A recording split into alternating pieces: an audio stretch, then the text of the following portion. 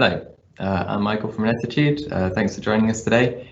Let us know that you're here by saying hi in the Q&A section. There's a little chat bubble with a question mark in the top right hand corner on your screen, and you can use that to say hello to us and also ask any questions you might have during the course of the webinar. Once you've said hello, also if you want to let us know if you're working from home at the moment and whether you know what the long-term plan for that is there a long-term strategy for working from home, or at the moment is it still a reaction to lockdown and just the lack of certainty around exactly when that's going to end?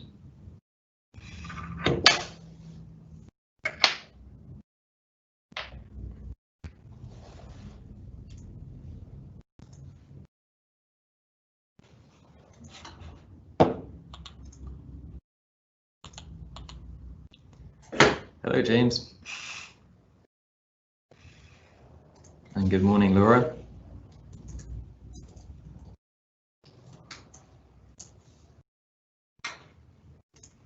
And hello, Lily.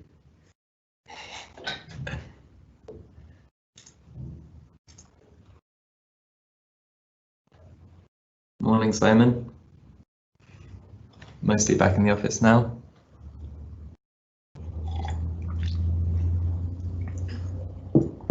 We're just going to hold on for a minute too longer, and then we'll kick things off.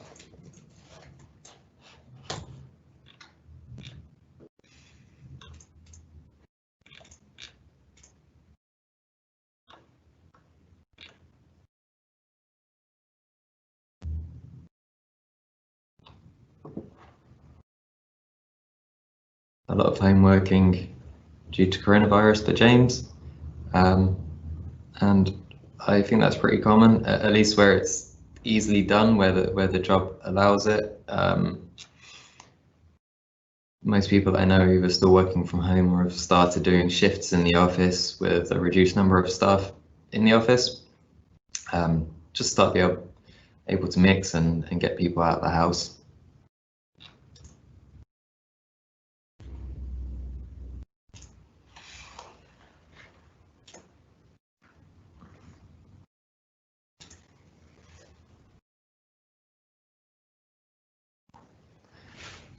At least for us at the moment now, we've got shifts of a couple of people working in the office if they prefer to, but for the majority of staff, still perfectly able to work from home.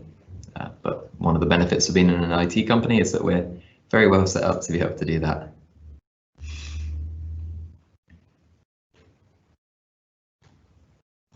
Okie dokie. Let's get started.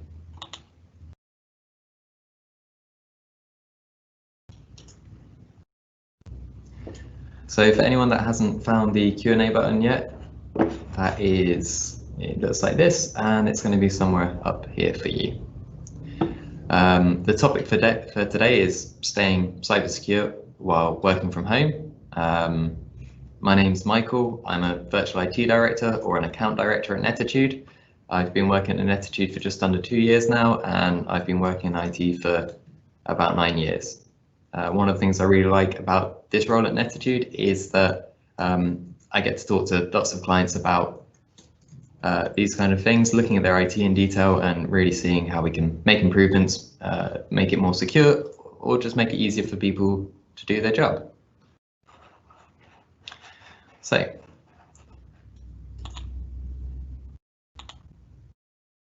what I've broken this down into is why you're more at risk at home. So that's going to try to just be a brief explainer on why we're concerned about this in the first place. Second, what anyone can do to improve your home security. These things will even apply for your home IT, not necessarily just work IT. And lastly, what sort of tools and software you can use to help staff or help anyone actually guarantee that they're working more securely from home.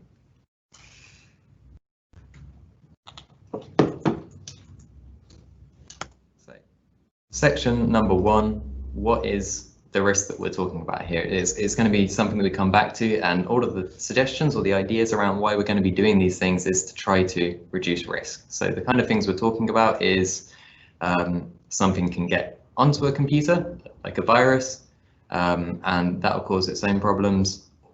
It could also take something off of your system, so client data, personal data, commercially sensitive data. Once something is inside your network or inside your computer, those are the kind of things that could be lost. Login details as well, we'd be worried about losing them.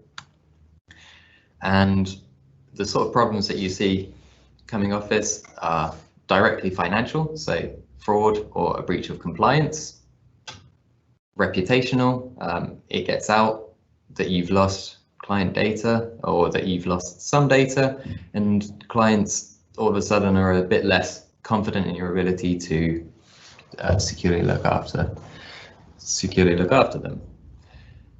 And finally, productivity. It's still a costly one, it's still bad, it might not be quite as long-term impact as the other two though. So your computer has a virus, you can't do any work because your IT company is helping to fix it.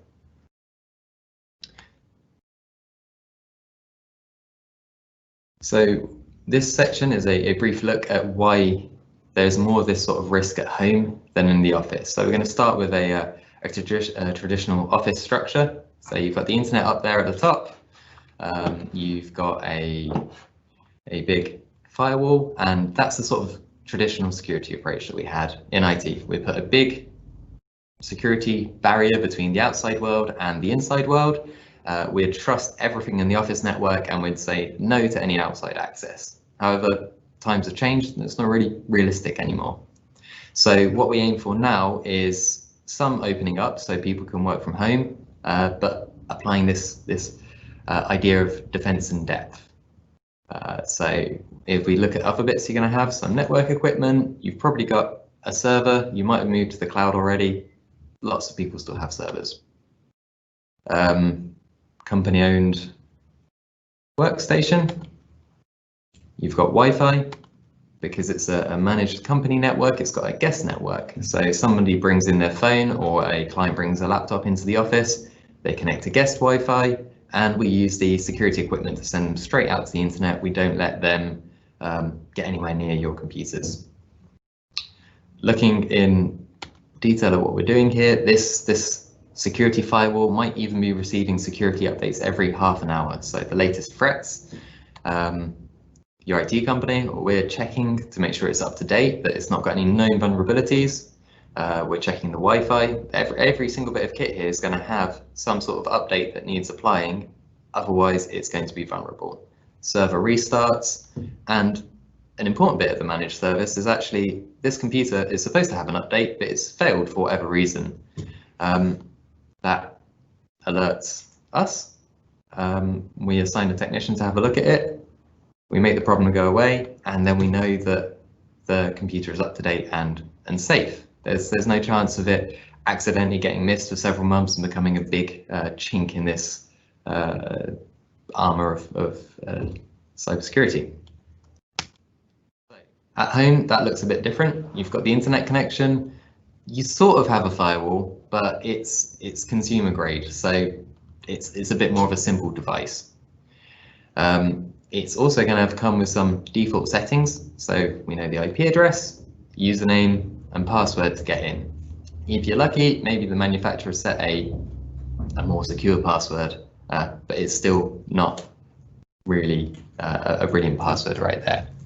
One of the problems here is that these default settings are known. Just to help people get back into their routers to change settings that they've locked out, you can go and look them up on the internet. So if somebody wanted to do something bad on a home network, they don't even need to try to guess or crack passwords, because they can just look them up and know what they are in most cases already. You're probably mostly connecting by Wi-Fi. Bit less of a problem if the default Wi-Fi password hasn't been changed, but the similar thing applies. If you've got any defaults, potentially somebody just has a list of them ready to go. Now, this is a problem when somebody brings their work computer home and starts working. Rather than all the different layers and all the things we controlled for in the office, there's actually a lot of unknowns. You've got your personal laptop here, a personal phone. We don't know whether it's had security updates applied. We don't know if it has antivirus, and potentially the risk is even higher. Maybe one of your children's friends has brought over their laptop, and actually they're quite whizzy with laptops and have been downloading films from BitTorrent or something like that. Something where there's a high risk that the device is infected and it's now sharing a network with a company computer.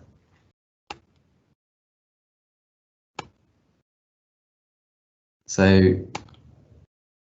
the risk is higher right now, and I mean, the obvious answer is why? Because of coronavirus and lockdown. So this situation that we're looking at here is what I'd consider a bit more normal. You've got lots of people working in that nice, safe and secure office network, and you have very few people outside. Maybe it's just traveling salespeople. Maybe they just access email from their phones. They probably already have a company laptop, and here we've applied extra strong password security, and we get them to change it on a more regular basis because we know they're more at risk because they're outside of the company network. What we've got now is very quickly we've had to adjust to working from home. Maybe people have been sent home and using their own personal devices because they're the only ones that were available. Maybe they're accessing email from any device that they want. Maybe their password security isn't quite as strong as the people that we previously knew were definitely going to be working from outside. And we've got lots of people making that move in one go. It's quite hard to control the flow. It needs to be a really quick response just to be able to continue to run the business. But now is the right time to look at exactly what sort of mix we have here and see how put together a plan to make sure that long term you're moving towards something that allows people to work from home but securely.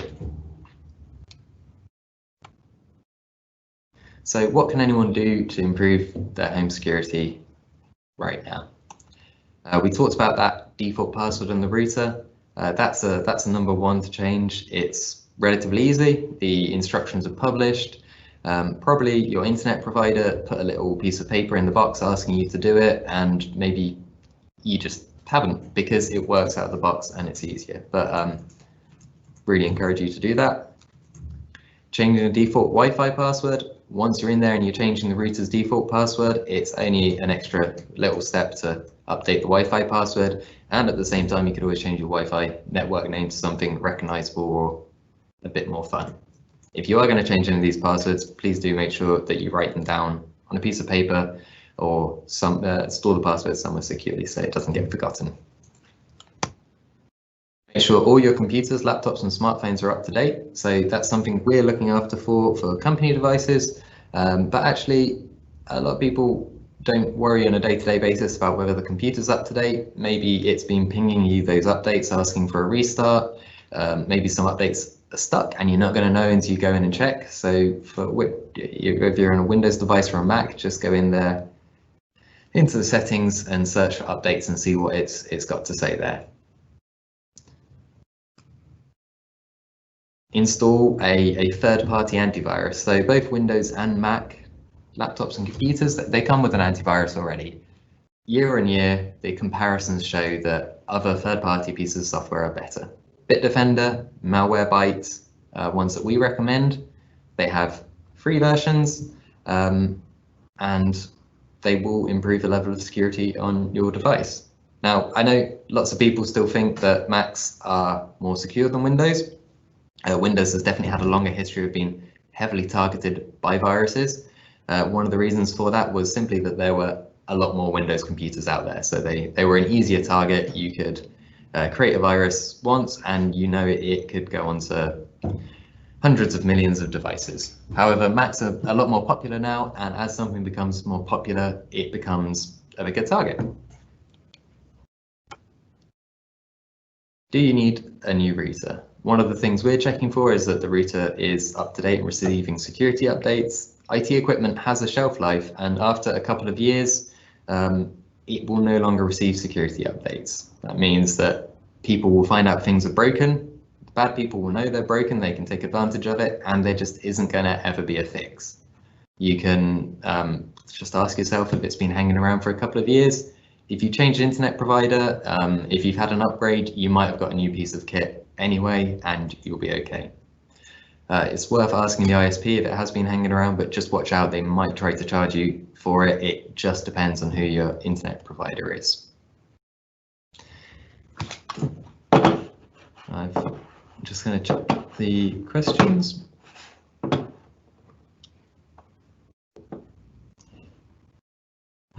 Bear with me for 1 second, I'm just checking the questions in the question answer section. AVG free, how do we rate AVG free? Generally, any third-party antivirus, or anything that has a paid option, performs better than the Windows antivirus. They all have strength from different places. These just are the two that we really like. I think if somebody's already using AVG free, that's a step in the right direction. I'd still recommend going with these. I trust them more. Are the free versions really to be recommended?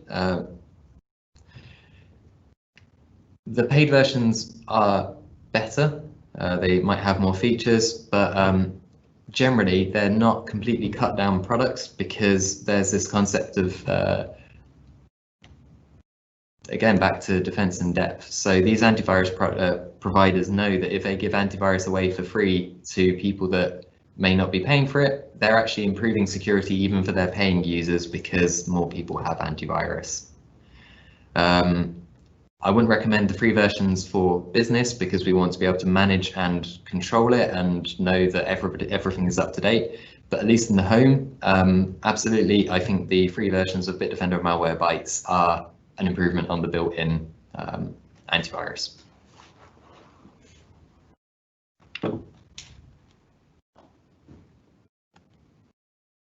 There are some things that people can't do directly, but as a manager or just talking to your colleagues, you might be able to help with. Number one, adding a layer, multi-factor authentication is something we'll always come back to.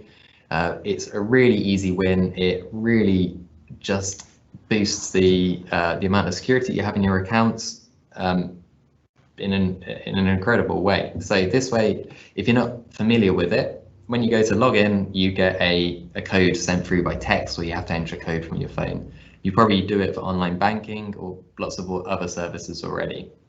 What it means is, effectively, you could accidentally lose your email address and password without it being a complete disaster, because the person who steals it isn't going to have your phone as well, and it isn't going to be able to log in. I mean, losing those details is still bad, but this can stop a lot of bad things from just happening. It can just stop them in their tracks. Phishing awareness. This is a really big one, actually. Even in the national news, there's been coverage that since coronavirus and lockdown has started, phishing attempts have gone up. So I think some of the reasons for this is phishing attempts are more likely, or fraud emails are more likely to be successful when you're distracted, when you're under pressure, and we all are right now. And they also have the benefit that you're not sat right next to your colleagues. So maybe they can slip in an email about, why don't you just quickly transfer this money to this account instead? And because you're sat at home rather than sat in the office, you can't just talk to that person. There's just that slightly higher chance of something going wrong, and they know that they're sending out enough of these fraud emails that they'll be successful. So watch out for them being higher than normal. Let your colleagues know, talk to them about it. And the general advice is, if you've been asked to enter your login details or transfer money, just pause and think before you do it. Especially if the email says it's urgent, pause and think for twice as long, because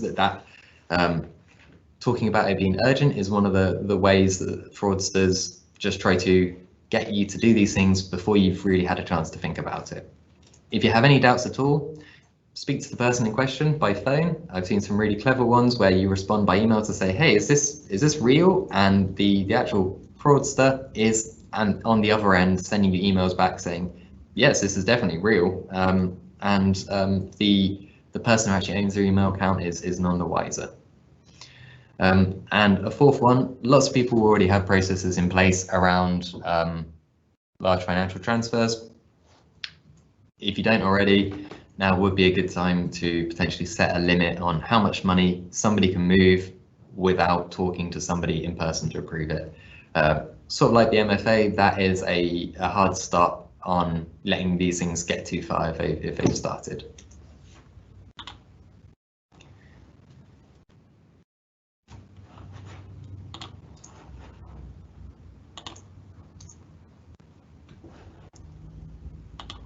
Sorry, bear with me for 1 second.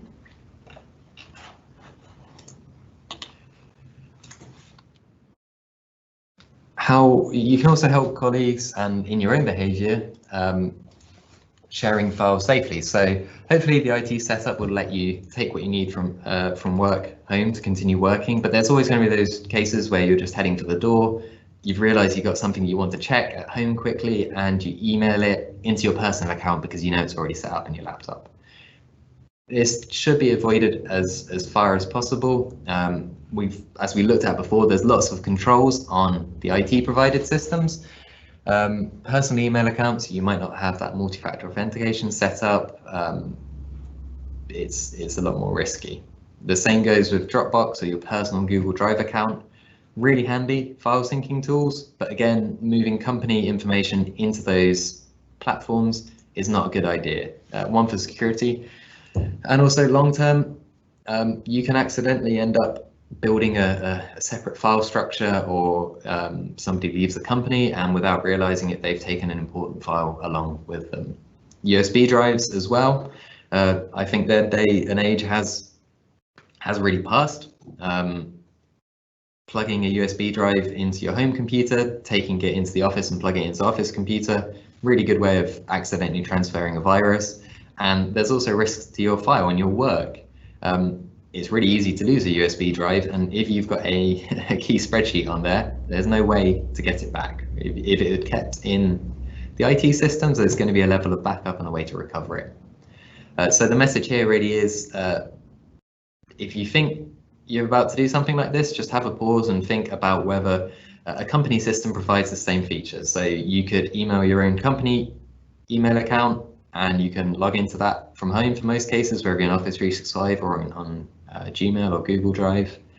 And if you are on that for email, you probably actually have file sharing features built in already that you don't know about. Now, there are some questions around whether they're backed up properly, whether they've got the proper sharing controls on before everybody jumps in and starts using it wholesale.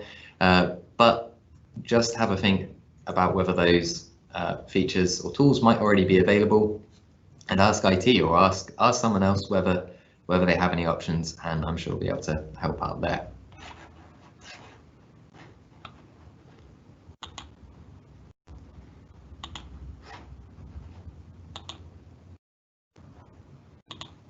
Okay.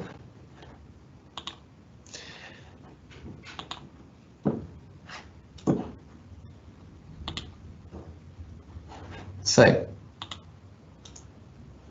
what else can we do to help each other? Antivirus and update status. IT will be looking after that for company devices. As you saw in the diagram earlier, if an update fails, somebody should be alerted, somebody will fix it.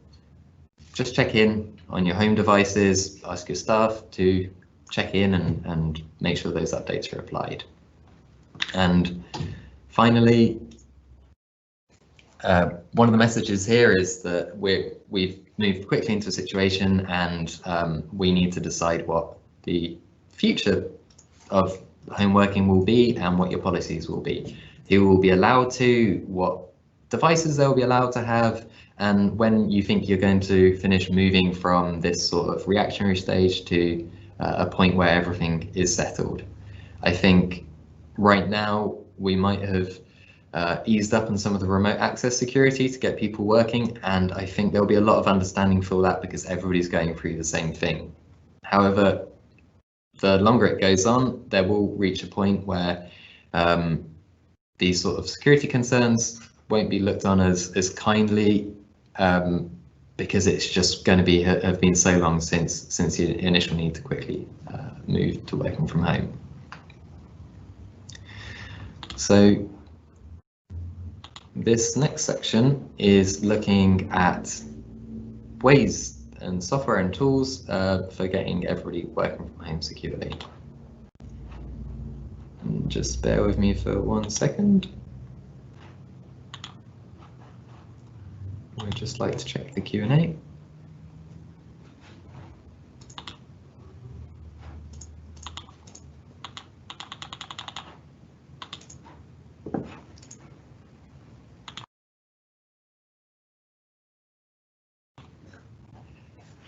Okie dokie. So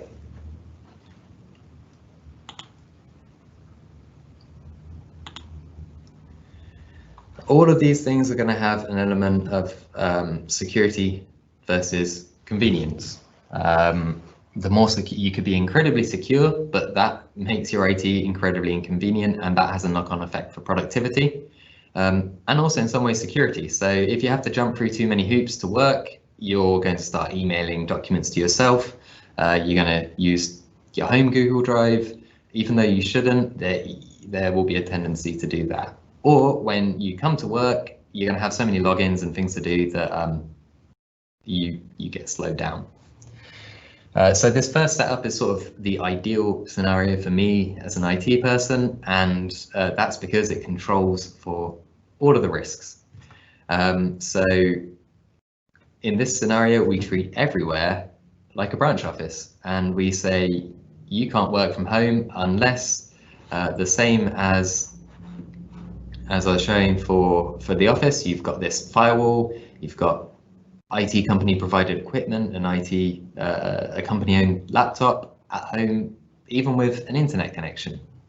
However, the drawbacks of this one are really going to be when you start to add on more and more people, it starts to get expensive quite quickly, and actually it's quite a long lead time to get an internet connection installed. So it's not like somebody can say, oh, I'd like to start working from home next week, and you'd have to say, well, no, because you're not going to get an internet connection for the next 3 to 4 weeks, and that was before lockdown happened. So actually I'm not sure if that's even taking longer right now. But if anyone's trying to log in from the coffee shop, completely blocked. So everything's controlled for, we know exactly what's going on, but the cost is quite high, the flexibility is low, and I think unless you are in a highly secure industry, like potentially defense, this is probably overkill. It's too much security and not enough convenience, and probably too much running costs as well for most people. So everything else that comes after this, there will be some sort of compromise, but I think towards the end, I'll show you a way that for most people is a really good balance. So this is the next one that I'd see as a really secure way of doing things, and it is keeping your data inside your network. What this means is that you don't have to worry about what device somebody's working from, whether it's their own laptop or a company-owned laptop, because actually your data, your information never leaves the office network or at least the company network. It doesn't necessarily need to be on a server or in an office. This applies just as much for a cloud-based solution. So the way this works is we add a secure login, and you log into a remote desktop. It's a little window that pops up. It lets you remote control a computer somewhere else. You might recognize names for this like remote desktop, terminal server, Citrix, even ConnectWise Control is being used at the moment by some clients as a remote access tool that works in a similar way, does have some drawbacks in the long term, but I won't go into that right now. So what happens is your employees working from home, they can see this computer they're remote controlling. All they're sending to it are keyboard controls and mouse movements, and what they get sent back is just a video of what's happening on that computer. The key thing here is, even if you're working on an Excel spreadsheet of the most sensitive things you can imagine, it's always inside this network. It's not come home. In fact, from this computer, there's very little way with the right control set up for it to come off or be moved out, apart from reading it off and typing it up again. Some of the reasons you might not do this everywhere is that you do need a certain amount of server infrastructure or running costs in the cloud to provide these computers to staff. Each one is essentially a mini computer, needs to be kept available, needs to be managed, needs to be updated, and there's also a licensing cost just to get it all running.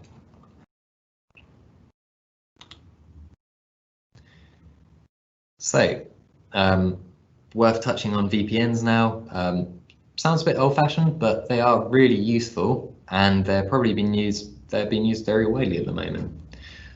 So briefly, what that does is, in this example, you've got a computer in the office, and it can see the server, so you can get your map drives, your O drive, your S drive, whatever you call where you're sharing your files. But with coronavirus and lockdown, we've moved that computer home, and it can no longer see the server. It can't get at it. It needs a helping hand to be able to continue to work on those shared files.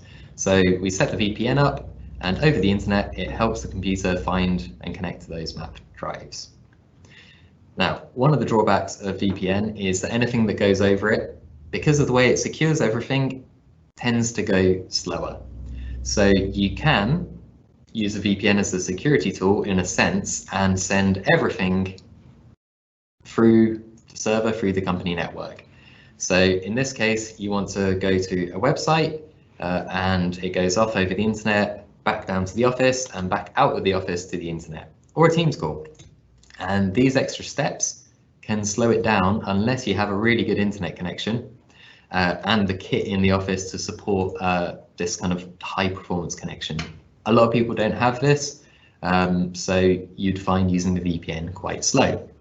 What we do instead is anything that is for the internet, Teams, website browsing, it just goes straight out over your home internet connection instead. So when you're using VPN that way, and the majority of people are, it's not necessarily a security tool, it is more of just a remote access tool. If you have a VPN and you have the infrastructure, the internet connection to be able to use it, yeah, it's really good to use. It's just not going to be right for everybody to use. And I think the next slide is what we're going to look at for things that would be a bit more suitable there.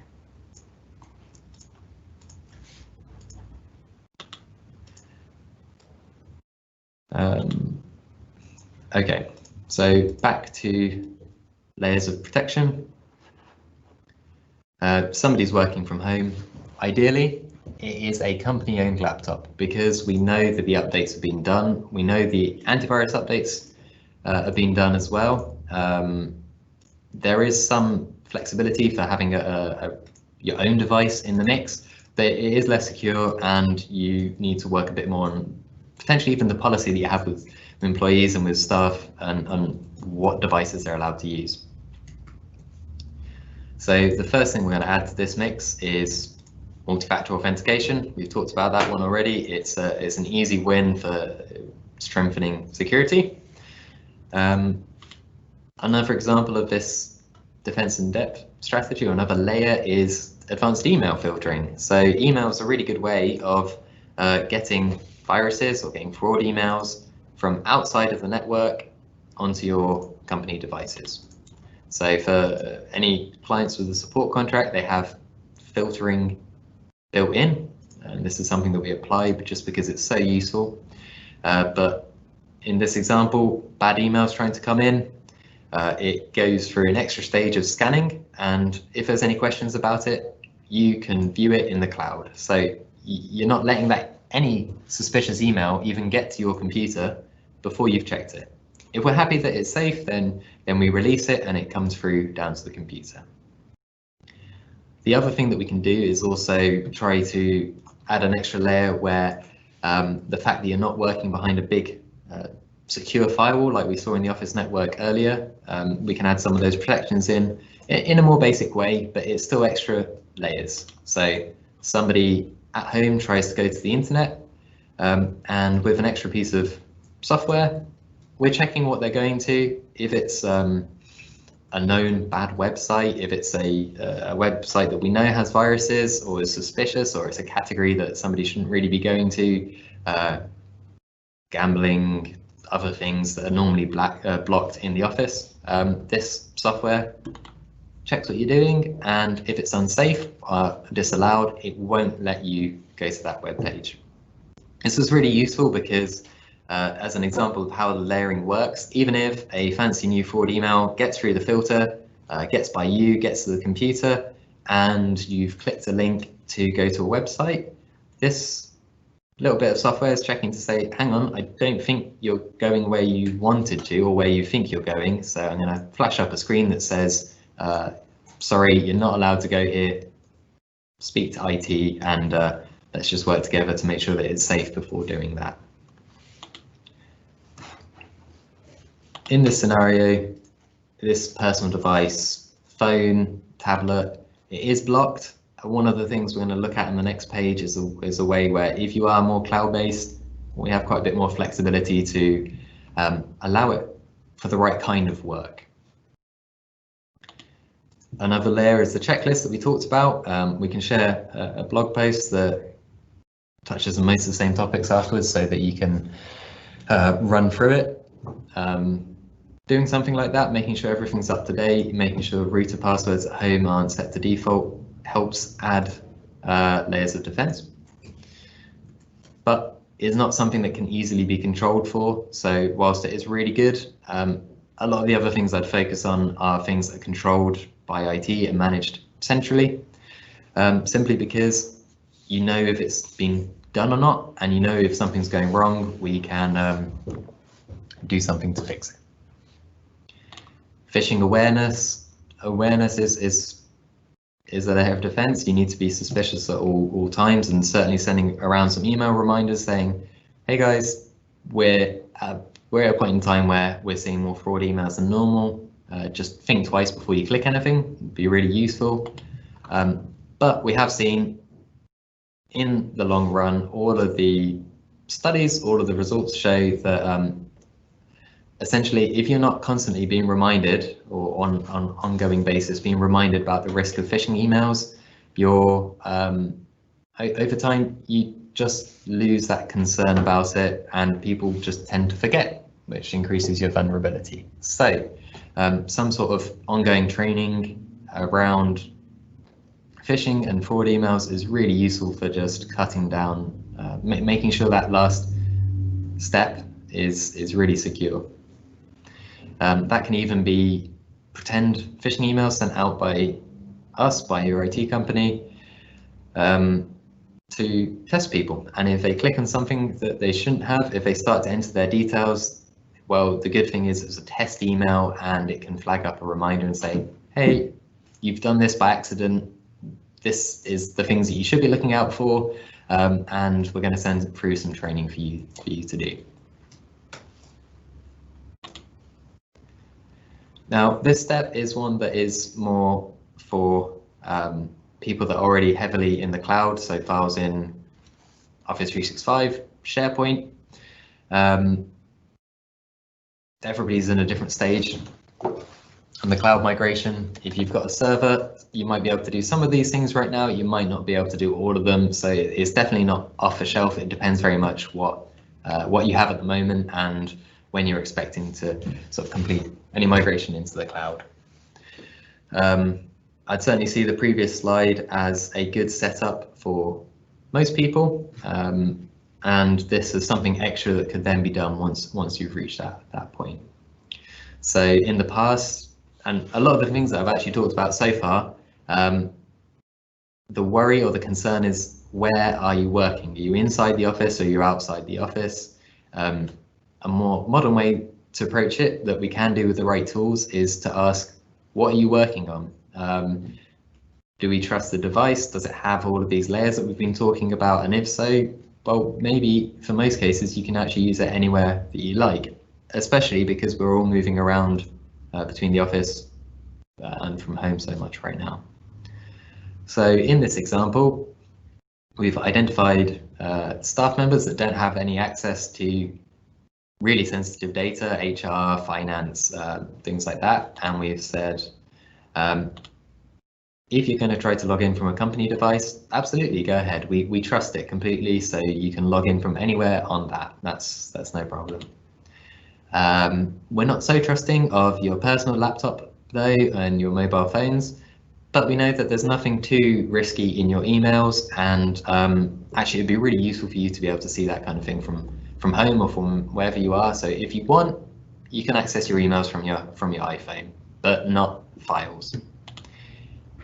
If you do want to work on files, rather than connecting your laptop to it and downloading files, you can just log into webmail and sort of Word Online, a light version. But to a lesser extent than the remote desktop solution we looked at, you're probably not moving files onto the computer, but there's a good layer of separation there where we think that for less risky files, you can actually use it through the browser and any device, and we're not too worried about that. However, we know that management have access to a completely different set of files, so we're going to treat them a little bit differently. We're going to say, if you've got a company laptop, log in and from wherever you want, and you can work quite happily on that. However, we don't trust your personal devices because we don't know enough about them, and what you're seeing is quite sensitive, so you're not allowed any of the types of login that you have above. And finally, a really advanced step would say to try to balance this thing where actually management can see everything from anywhere. There's an Excel spreadsheet. It's got really sensitive HR details in. It's something that whatever the most sensitive thing that you have is, and we can apply an extra rule and say, if you're on a company device and you're working in the office, go ahead and work on it. We trust that it will be kept safe there, but actually, if you're logging in from home, you can't see that from home. You just can't log in, you can't see it. It's not allowed, it's too sensitive to risk it going outside.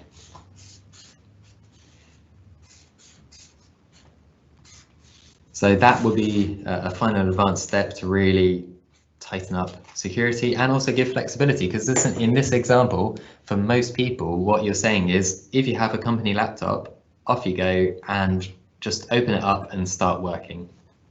And we'll take care of stopping you from doing anything that's too risky with this sort of high level step up here. Okay, so that's everything I wanted to talk about for today.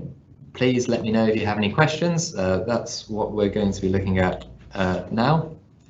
Whilst you send for any questions, I will just run through a quick summary, a quick reminder of what we've looked at for today. So we're concerned about this because a breach has some sort of risk, financial, reputational, or productivity. Secure IT requires layers of defense. Home networks have less layers. Change the default passwords. Update everything that you can. Those are adding layers. Be suspicious of emails, especially right now. Anything that we do look at doing, you're always going to have this balance of security and convenience. So decide what your level of risk is, or what the level of risk is of different parts of your data. And where generally for most people we're going to head to is a situation where we can trust company devices for most things, wherever they are. But in the future, we'd add extra controls for the most sensitive data, so that staff can, also that you can work quite easily without having to worry about doing the wrong thing, because the systems won't even let you do the wrong thing, so you can just concentrate on working. Just bear with me for 1 second. I'm just going to check the question and answer. Okay, we've got a question that is, if you're working on a phone but within a company network, i.e. SharePoint, is it okay? So that is going to depend whether it is a personal phone or a company phone. One of the things I didn't go into detail here, but actually we can jump back on and look at is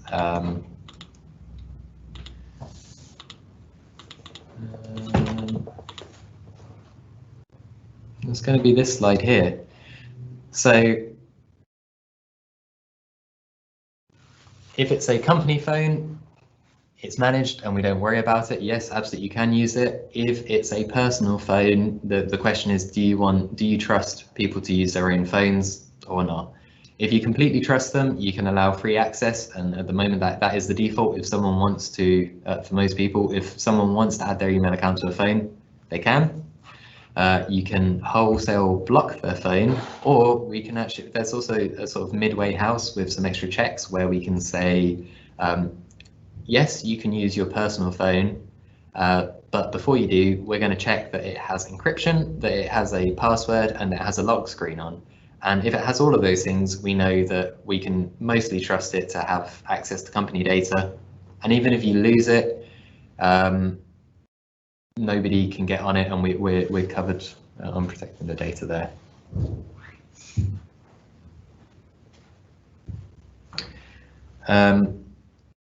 We've got another question, which is, a lot of the emails I receive have links to join meetings, register for meetings, etc. I usually check the email they have come from. Is there anything else I should be doing? I've not actually seen too many fraud emails with meeting invites on. I think if you are already thinking about whether you've registered for that email, you know, are you associated with the company? Have you ever talked to them in the past? Should they be sending you a webinar invite? That'd be the first check. You can look at the links and make sure that they're definitely taking you to a company website, though because so many webinars are run through third parties, it's not always going to be clear. So yeah, in that case, I would just focus on making sure that you're expecting to receive an email from this company. An observation, I recently signed up to a VPN service at home and have noticed an increase in speed. That is really good to know. There's a whole process with VPNs where any data that you pass through them gets encrypted, and in most cases that will slow things down. So I don't think we've got anything to fix that look there. That is a good improvement to have. I can't honestly say I'm sure why that would be happening, but it's certainly good news. And it is really good. There are situations where you can use VPN and the slowdown isn't even noticeable, or it's not that bad. In which case it's a suitable tool to use, and it would be useful to use. Some people, with a mix between their home internet connection and whatever internet connection they're connecting to on the other end of the VPN, can experience quite bad slowdown, and it sort of puts people off from using VPN. And I think in that situation, you're at risk of people trying to work outside of the provided systems and making themselves insecure.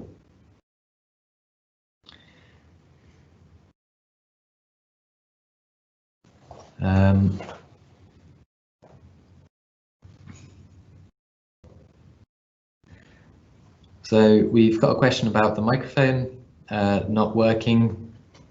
One of the notes, I'm not quite sure on the exact situation. One of the notes I didn't mention is when you're using that remote desktop option, highly secure, can be a little bit more complicated to use Teams through because you're not necessarily working on the computer you're connected to. It is possible, there can be fixes, and I think we've got the details there that we can get in contact and help with that one. Are our thoughts on Zoom still the same? Is it still less secure than Teams? Yes, but it's still really good for the right kind of situation. We use Zoom for our Friday quizzes at work because we want to be able to see more people's faces on the screen at one time. It's not sensitive, it's not risky information, so there's no problem using it there. For any client interactions, we're using Teams right now, and I still recommend using Teams. One, Zoom is now limiting people to 45-minute meetings. They were going longer than that for free during the start of lockdown. Two, Teams is linked to your Office 365 account. So we're looking after the username, we're looking after the password, we're making sure they're strong and secure. Zoom, if you have an account on that, is unmanaged and it's outside of that situation. Zoom hasn't received a lot of negative news coverage recently, which is good for them. They're working very hard on security, and I think maybe by the end of this year, just because of the negative coverage they have received, it may be that they are incredibly secure. Just one that we need to keep under review. I'd still say generally use Teams for internal or sensitive meetings, and use Zoom if it's suitable for larger public meetings where you know that nothing too sensitive is going to be talked about.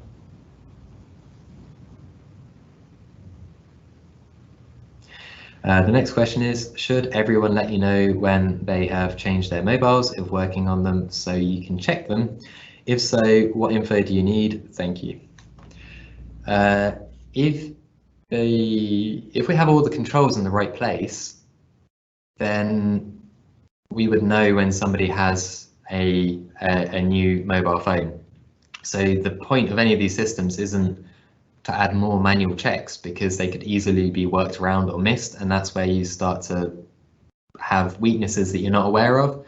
The idea is to use the system so that any of the improvements are enforced, they're happening automatically. If you're appearing, this question is appearing as anonymous, so if in the Q&A you could just let us know what your name is and which company you're in contact from, then we can have a look at the specifics and work out a better answer rather than just a sort of general answer for that one.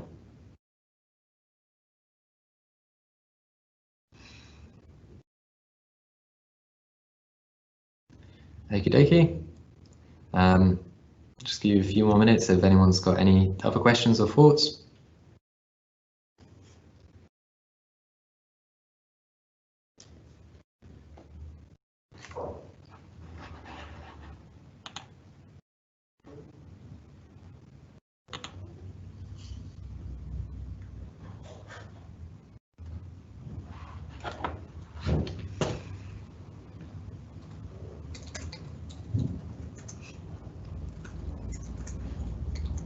Okie dokie.